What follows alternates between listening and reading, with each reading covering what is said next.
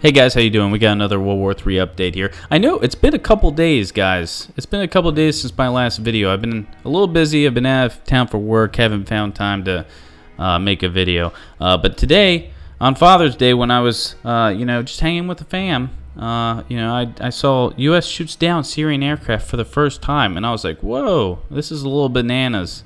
It's a little crazy.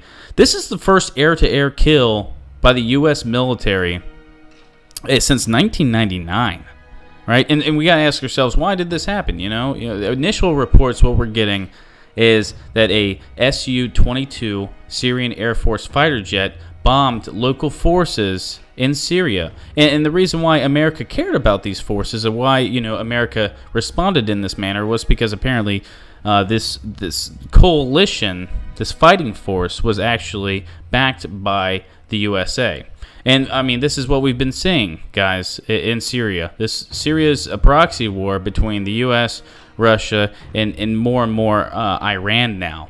And this is a point in the conflict that, it's just a point of escalation that we haven't seen, And you might ask yourself, well, I mean, hey, we did see that strike on the Syrian Air Force base that happened over a month ago. That was pretty, large, and yes, it was.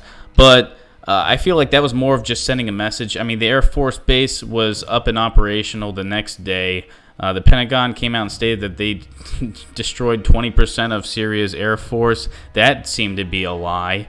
It didn't seem like really it destroyed anything. It seemed more of like a message to President Xi, because President Xi of China was meeting with Trump when that occurred. I believe that was trying to get China on board to stop North Korea and their nuclear ambitions.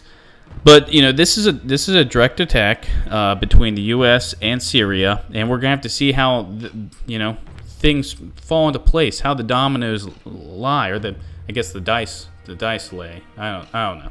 Basically, guys, this is a big step. This is a big step towards the globalist push for World War III, because we've seen Putin draw red lines. We see in Altaf that these different U.S.-backed forces and Iranian forces are getting closer and closer to actual dead-on conflict. It's getting crazy. And as I was making this video, I just looked up and I found out that Iran's military announced on Sunday that it launched several different missiles into Syria targeting ISIS fighters. Apparently this was in retaliation to the terrorist attacks that happened in Tehran, which Iran they blamed on U.S. and Saudi Arabia, including ISIS, because their big thing is that the U.S. and Saudi Arabia have been supporting ISIS.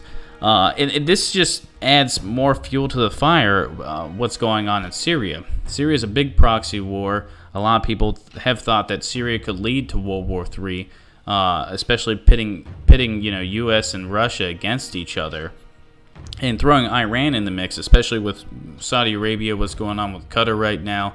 It's a pretty scary situation that we're going to have to keep our eyes peeled on. Because, as the days go by, as the weeks go by, more and more is coming out of Syria. What we're still not hearing from the mainstream media is how U.S. forces are in Syria. They're on the border of Jordan and Syria. They're in Al-Tanf. How we have U.S.-backed coalitions in different parts of Syria that are getting closer and closer to Syrian forces, to Russian forces, to Iranian forces.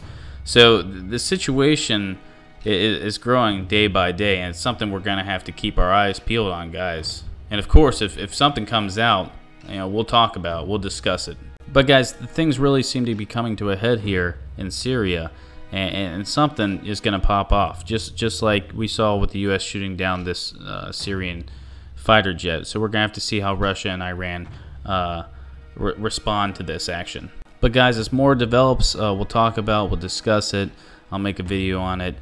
But until next time, guys, keep praying and keep your eyes peeled, because a lot's going on.